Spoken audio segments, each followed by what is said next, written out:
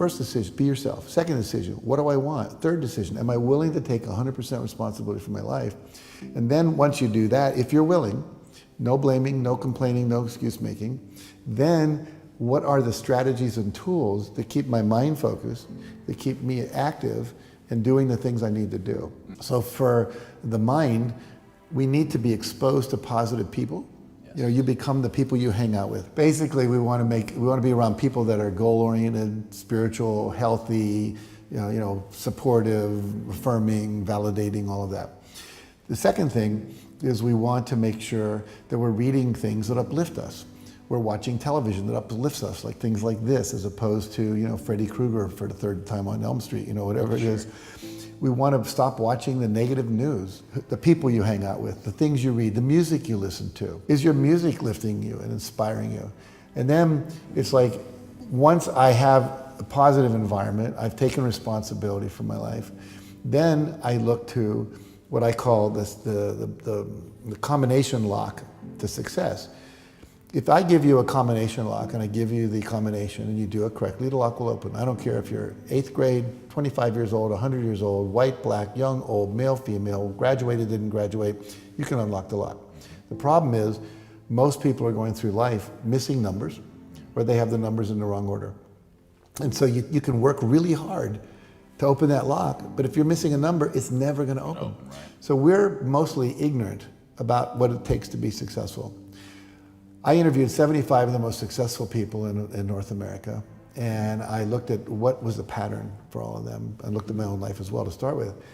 And there's a pattern. There's a system and I call it a system because a system is something when you do it, it's consistently done, you're going to get a consistent result. If I bake my mother's apple pie and I preheat the oven, I don't substitute this for that, I get the same pie every time. But if I change one thing, don't preheat the oven, right, it doesn't happen. And so we need to know that there is a science of success, if you will. Now this success can be applied to anything. Social change can be applied to getting elected politically, can be applied to having positive relationships, can be applied to health, can be applied to your golf score, whatever it is that you're going to define success for you to be.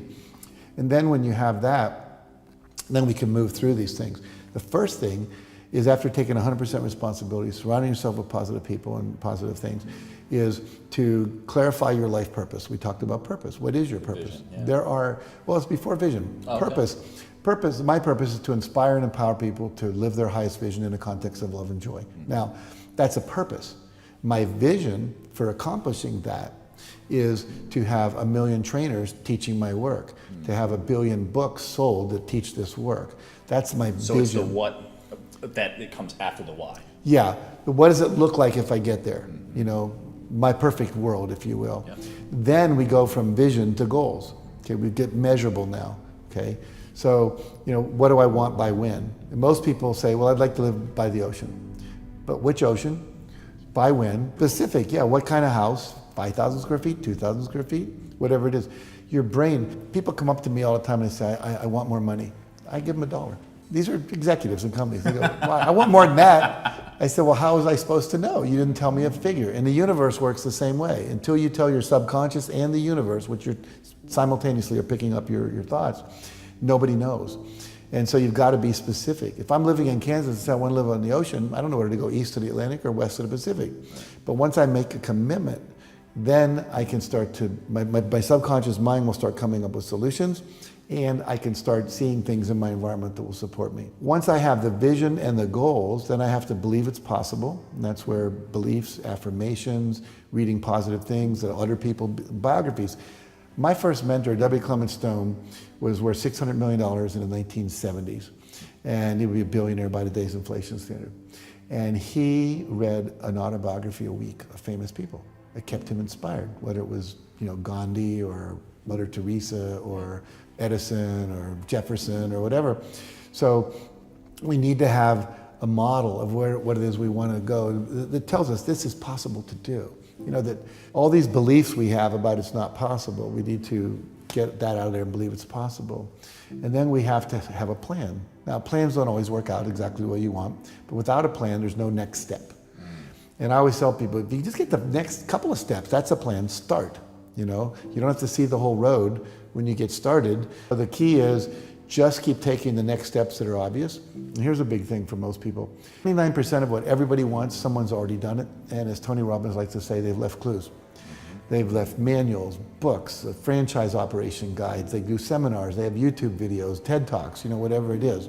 So reach out, ask, find a mentor, find a guide, take a seminar, hire a coach. All these things are available to us. But it comes from the belief that this is possible to do. I deserve it. That's another thing that a lot of people believe they don't deserve. So we have to deal with our internal self-talk and our negative limiting beliefs. And then we go from that to, I've got a plan. Now I've got to start taking action. And taking actions, what stops people is fear of loss, fear of failure, fear of success, all that kind of stuff. But that's the basics. And if you do that in that order, and you visualize and affirm your success, I did leave that part up. Every day, close your eyes and visualize your goal as if it's already achieved. And do an affirmation. I'm so happy and grateful that I'm now earning $100,000 a year. I'm so happy and grateful that we've solved hunger in our county. I'm so happy and grateful that I'm graduating with my PhD degree, whatever it is. And visualize that. Do that for 30 days. It puts a blueprint in the mind that allows creativity to come up. It allows perception to widen, so I start seeing resources I never saw before, and it's sending a message to the universe.